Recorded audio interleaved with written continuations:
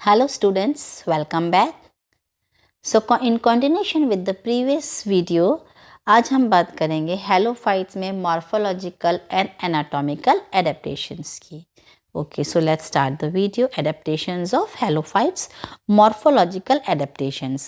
They are provided with a very deep and extensive root system for water absorption. It is almost 129 feet below the soil. The stem is stunted in growth and form a bushy appearance. पर जो कुछ plants के अंदर जो मूल तंत्र जो दलदल में पाए जाते हैं उनके अंदर जो रूट सिस्टम है वो बहुत शैलो होता है, अपर ही होता है. तो it depends upon the place कि वो कहाँ पर पाए जाते हैं. They are provided with negatively geotropic pneumatophores, जैसे हमने प्रीवियस लेक्चर में कहा था, फॉर गैसियस एक्सचेंज, जो कि किस में पाई जाती है, मैंग्रोव्स में.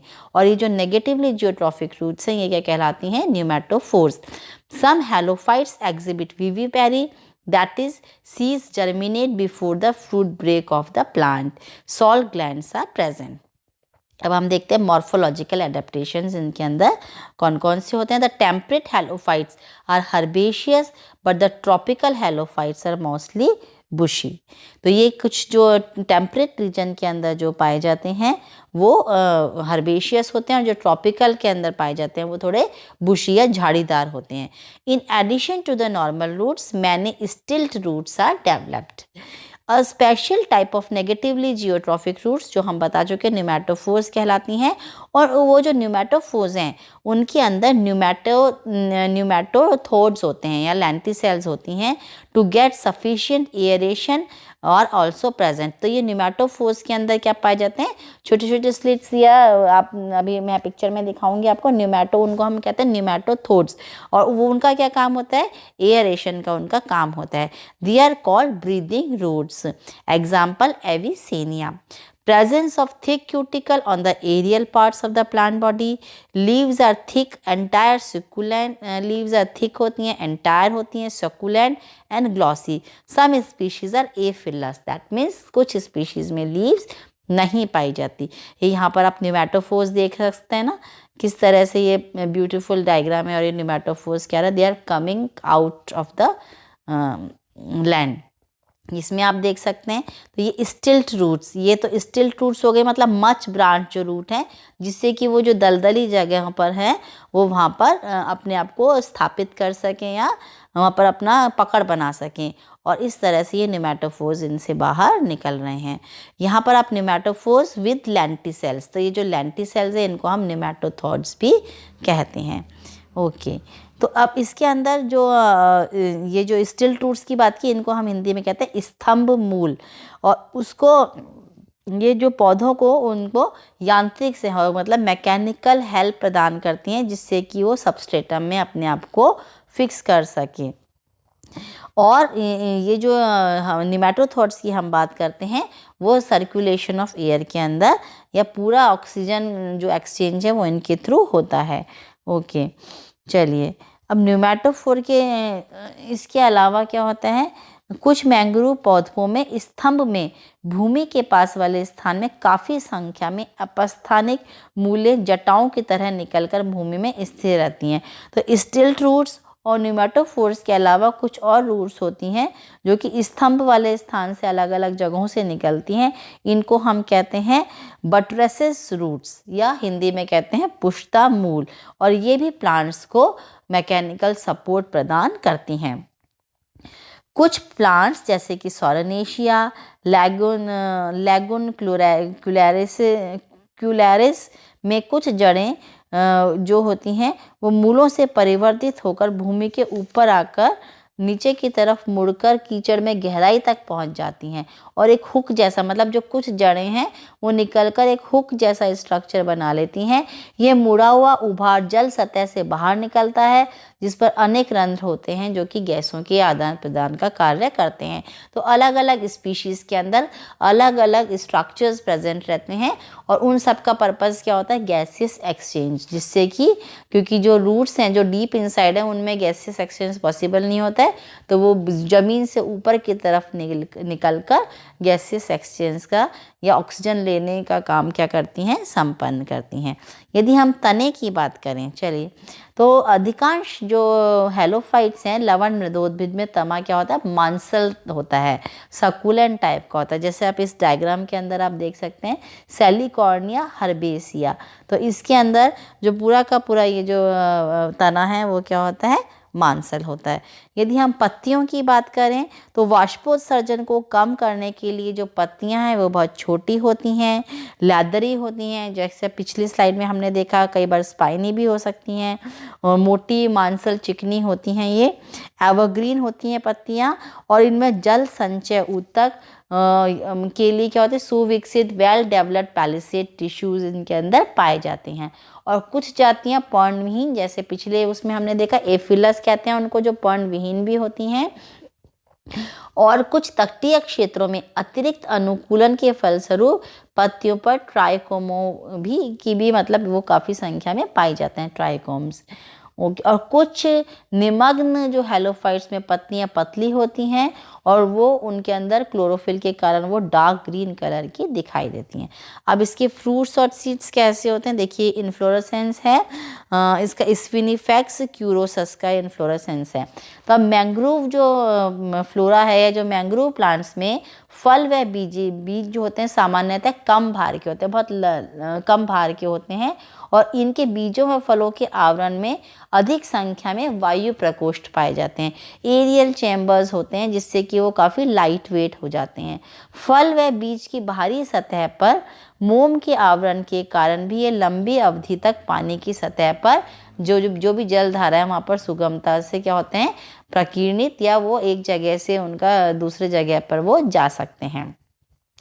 आंध्र प्रदेश के समुद्री तट पर मिलने वाले स्पिनिफेक्स क्यूरोसस, ये जो मैंने आपको इन्फ्लोरेसेंस में शेयर कर रही हूँ जो है स्पिनिफेक्स क्यूरोसस का, ये आंध्र प्रदेश के तटीय क्षेत्रों में पाया जाता है, और इसमें एक बड़ा अच्छा मतलब टिपिकल एक इन्फ्लोरेसेंस होता है। तो इस जो इन्फ्लोरेसेंस में कुछ मतलब कड़े बालों वाले सहपत्र जैसे स्ट्रक्चर होते हैं, और उनसे क्या होता है, पुष्पक्रम जैसे समर सॉल्ट करता था, गोल गोल घूमता है, जैसे बच्चे गुल्लामंडी करते हैं ना, वैसे गोल गोल घूम के ये परिपक्व बीज जो उसके अंदर जो बीज प्रेजेंट रहते हैं मैच्योर, उनको ये दूर दूर तक बिखेर देता है। और ये पुष्पक्रम प्राय गोल आकृति के होते हैं, जैसा कि आप ये डायग्राम में देख रहे हैं, और फिर ये गोल गोल घूमता हुआ दूर दूर इसके अपने जो इसके अंदर जो बीज होते हैं उनको ये फैला देता है। अब इसका जो मैंग्रोव्स का इम्पॉर्टेंट फीचर क्या है, विविपेरस सीड जर्मिनेशन, मतलब अधिकांश हेलोफाइट्स में इसको हम हिंदी में कहते हैं सजीव प्रजक बीजांकुरण। इन पादपों में बीजों का अंकुरण फल के भीतर ही प्रारंभ हो जाता है, जबकि फल अभी भी मात्र वृक्ष पर लगा रहता है। इनके बीजों में विश्राम अवस्था नहीं होती है, अतः जैसे ही ये बनते हैं इनमें अंकुरण प्रारंभ हो जाता है। संभवतः प्रतिकूल परिस्थितियों में बीजों के गिरने से पूर्व ही इसमें नव पादप बन जाने की दृष्टि से ऐसा होता है। अब आप यहाँ इस पिक्चर के अंदर देख सकते हैं फ्रूट है, और फ्रूट में से ही ये सीड जर्मिनेट हो गया है, रेडिकल नज़र आ रहा है, और फिर ये जैसे ही गिरते हैं वैसे ये जर्मिनेट हो जाते हैं, जिससे कि इनको दलदली जगहों में आने के बाद उनको जर्मिनेट होने के लिए संघर्ष ना करना पड़े। तो इस तरह से नेचुरली फ्रूट के अंदर ही ये क्या हो जाते हैं, जर्मिनेट हो जाते हैं।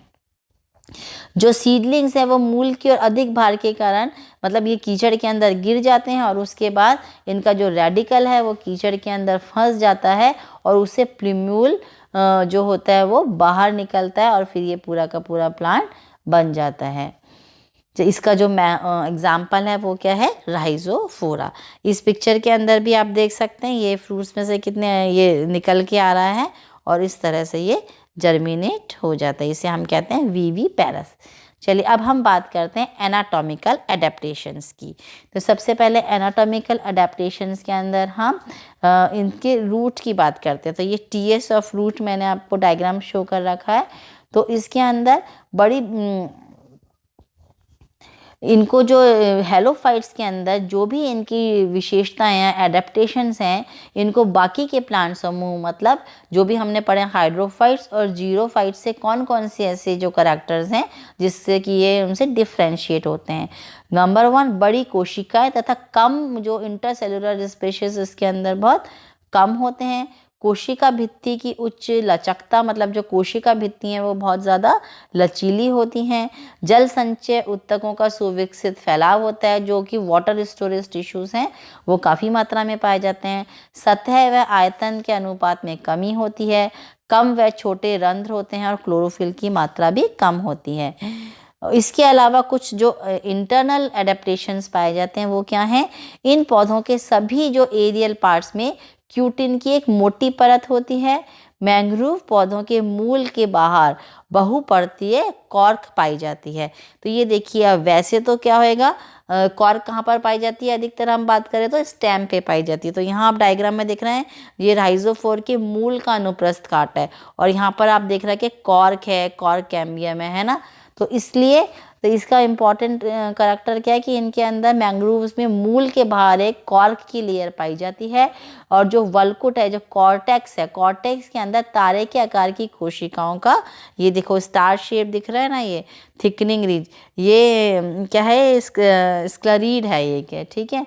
तो इसके अंदर स्टार कॉर्टेक्स के अंदर तारे के आकार की कोशिका का बना होता है और कुछ कोशिकाओं में तेल ऑयल सेल्स होती हैं, टैनिन्स भी पाया जाता है।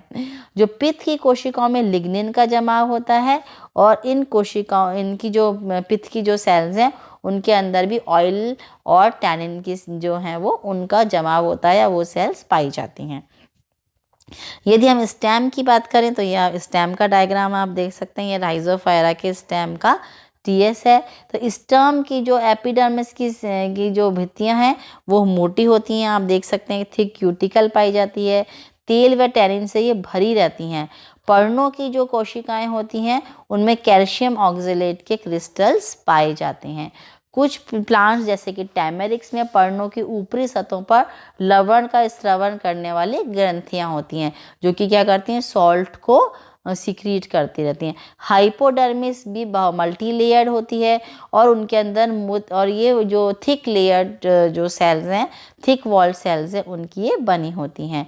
कॉर्टेक्स के बाहरी क्षेत्रों में वायु प्रकोष्ठों की अधिकता पाई जाती है।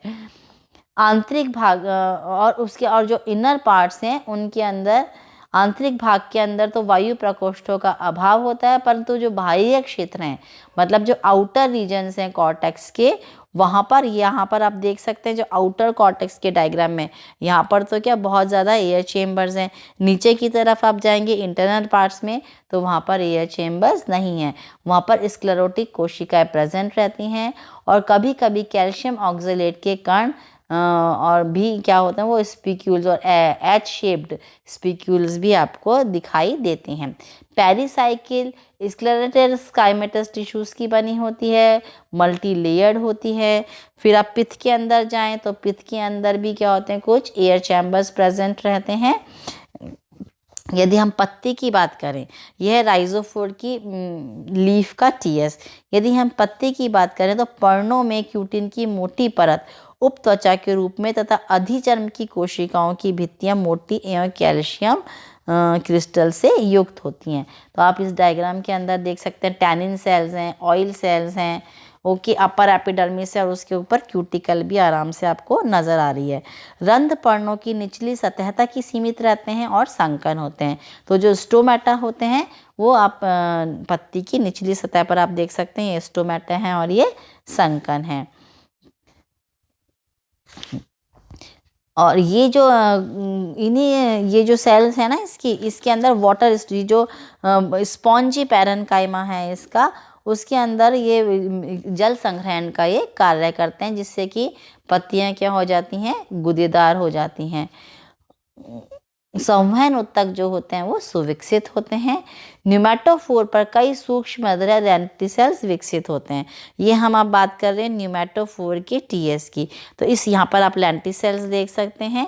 तो न्यूमेटोफोर की सतह पर कई छोटे छोटे सेल्स होते हैं जिनको हम लेंटिसेल्स कहते हैं।